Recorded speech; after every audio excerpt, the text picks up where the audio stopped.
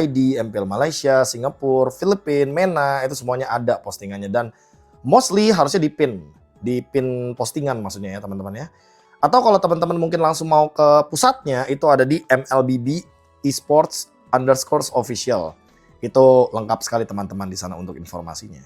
Teman ya, di mana grup A itu ada tim Liquid, Ultra Legends, Onyx ID, CFU Gaming, SRG OG, Virtus Pro, Mythic Seal, dan juga Corinthian Esports. Sementara untuk di grup B ada Homeboys Team Flash, Team Spirit, Tianfeng Yokwai, RRQ Hoshi, Area 77, Onyx Philippines, dan juga Aurora Gaming atau Aurora Turki. Dan kalau misalkan kita melihat dari rulebook yang ada teman-teman, yang dimana rulebook ini kalau teman-teman buka di halaman yang ke-8 di urutan paling bawah, ya seeding group drawingnya itu jelas ya, AB, AB, AB, AB, AB. Terus kalau misalkan teman-teman punya pertanyaan, karena waktu itu kalau nggak salah Onyx Philippines di drawing dan harusnya dia masuk ke grup A. Kenapa tiba-tiba Onyx Philippines itu masuknya ke grup B? Karena memang ada rules. Di sini tulisannya bahwa there will be same region avoidance principle in the same group. Jadi intinya untuk MSC ini atau MSC IWC ini, mereka tuh menghindari yang namanya satu grup dari region yang sama. Makanya kalau teman-teman lihat Homeboys sama SRG OG itu juga grupnya berbeda. Kalau seandainya SRG OG di drawing dan dia kelempar ke grup B karena ya Homeboys duluan kan yang ada di grup B, ya udah otomatis pasti SRG OG juga in the end of the day bakal ada di grup A. Begitu juga dengan ya mungkin RRQ, misalkan RRQ ke drawing di grup A contohnya, di bawahnya Onyx, tapi Onyxnya udah ada duluan, ya udah pasti RRQ bakal ke lempar ke grup B. Jadi dari sini seharusnya teman-teman udah mulai mengerti ya kenapa dibuat rule seperti ini, karena emang bukan pertama kalinya teman-teman. Bahkan mungkin kalau teman-teman lihat di gelaran-gelaran M-Series sebelumnya atau gelaran-gelaran internasional yang namanya menghindari satu region itu di satu grup, itu pasti ada rulesnya. Tapi kalau di babak playoff, nah itu boleh-boleh aja, misalkan satu region ketemu di satu bracket teman-teman. Ya intinya teman-teman bisa cek sendiri rulesnya, udah gua pernah kasih tahu juga cara ngecek rulesnya seperti apa.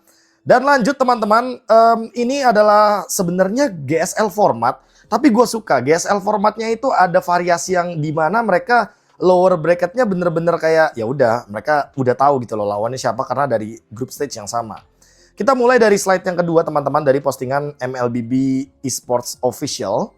Yang dimana kalau teman-teman mungkin bingung gimana cara membacanya, gimana cara melihat pertandingannya, intinya teman-teman bisa lihat pertandingannya, contohnya kayak tim Liquid Philippines lawan Ultra Legends, Onyx lawan CFU.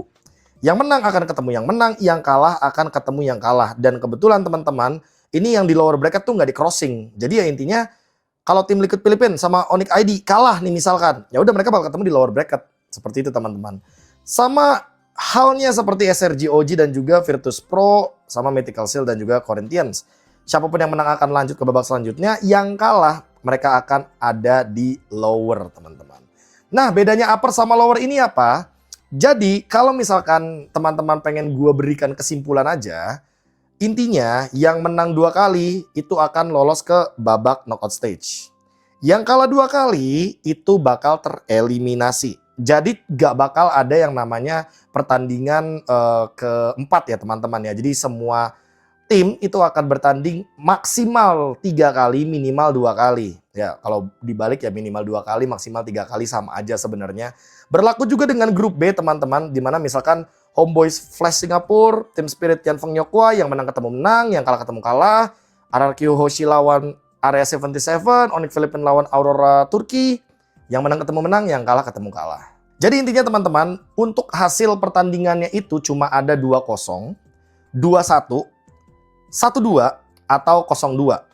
Jadi teman-teman, gue akan langsung ambil kesimpulannya saja. Untuk yang 0-2 dan 1-2 ini akan tereliminasi.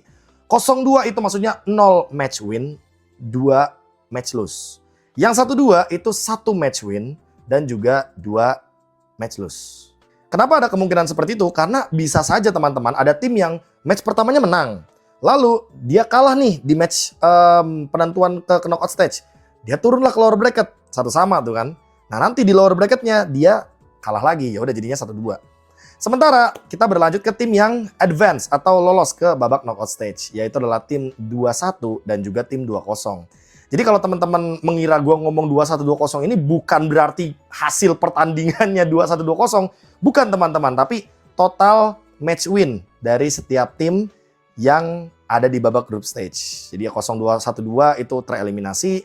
Nah, yang menang 2 kali, kalah 1 kali, alias berarti dia adalah tim yang kebetulan lolos ke knockout stage dari lower bracket. Dia adalah tim yang nanti bakal di-seeding atau dipilih oleh tim yang kebetulan menang matchnya 2-0. Dan cara menentukannya seperti apa, Bang? Kalau dari rulebook kayak gimana, Bang? Nah, jadi cara menentukan untuk bracketnya teman-teman, jujur kalau teman-teman melihat dari rulebook dan ada di halaman yang ke-9, nih teman-teman, ada di halaman ke-9, ini teman-teman bakal melihat ada sebuah bracket yang dimana bracketnya ini adalah single elimination match. Jadi kalau kita ngomongin babak knockout stage, karena kita sudah selesai dengan babak group stage, kita udah jelasin kalau misalkan 2-1 seperti apa, 2-0 seperti apa, 1-2 seperti apa, 0-2 seperti apa, itu harusnya teman-teman udah bisa menyimpulkan sendiri. Dan kalau ngomongin babak knockout stage, intinya semua pertandingan akan dimainkan dengan sistem best of 5 series. Jadi di group stage best of 3, knockout stage best of 5, grand final best of 7. Tapi karena single elimination, berarti teman-teman sudah bisa menyimpulkan bahwa tidak akan ada yang namanya lower bracket. Mereka akan bertanding dengan 1 nyawa, tapi best of 5 series. Dan nantinya di hari terakhir itu akan ada yang namanya perebutan juara ketiga, teman-teman. Atau bronze match. Barulah nanti akan menuju ke babak grand final best of 7. Nah, mungkin langsung saja ke main course kita, teman-teman. Di mana gua akan menjelaskan apa yang terkait dengan group drawing rule yang ada di halaman ke-10, kalau misalkan teman-teman baca di rulebooknya ya, mungkin nanti Agus juga bakal gua brief untuk memunculkan contohnya. Dimana untuk tim yang menang 2-0, ini totalnya sudah dipastikan akan ada 4 tim. Dan tim yang menang atau lolos ke babak playoff-nya itu dengan skor 2-1, itu juga bakal ada 4 tim, teman-teman. Jadi ya intinya, ya 8 tim lolos ke babak knockout stage, 8 tim pulang duluan ke airport, seperti itu. Lalu Bang, gimana caranya untuk menentukan tim yang milih duluan seperti apa? Jadi tim yang 2-0 ini memang punya hak untuk memilih lawannya dari yang polling 21 atau seeding 21. Contohnya teman-teman ya, contohnya nih, gua ambil contoh nih. SRGOG, lalu ada Team Spirit, sama Onyx Philippine. Gua ambil contoh kayak gini dulu teman-teman ya. TLRG, terus tadi gue bilang Team Spirit sama tim Onyx Philippine. Ini adalah tim yang menang 2-0 contohnya. Lalu tim yang lolos di seeding 21, itu let's say teman-teman ya. Let's say ada Onyx ID, ada Virtus Pro, lalu ada Tianfeng Yokwai, atau Homeboys Tianfeng Yokwai aja, ada Super Ken. Selanjutnya ada RRQ Hoshi, let's say seperti itu.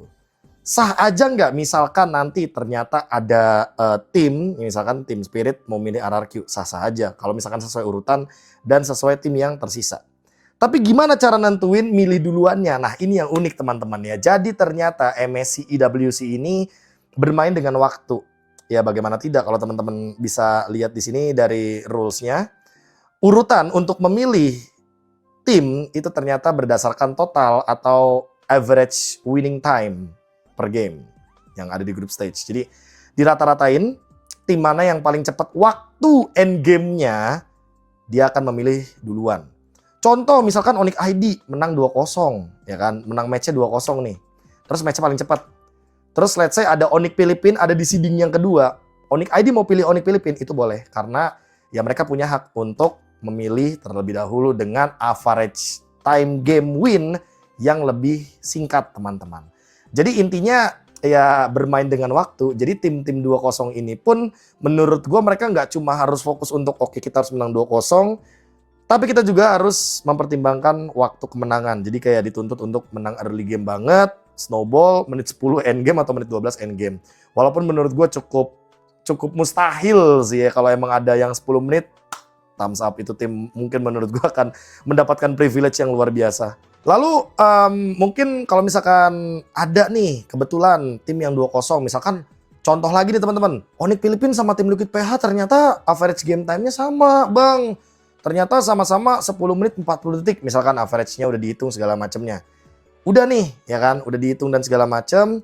Ya udah nanti kalau misalkan sama, teman-teman, nanti bakal dicari dari single match-nya, mana yang lebih cepat. Sama Bang, ternyata yang tercepat 10 menit 30 detik. Ya udah berarti cari dari match yang paling lama dan nanti siapa yang ternyata bisa endgame-nya lebih cepat.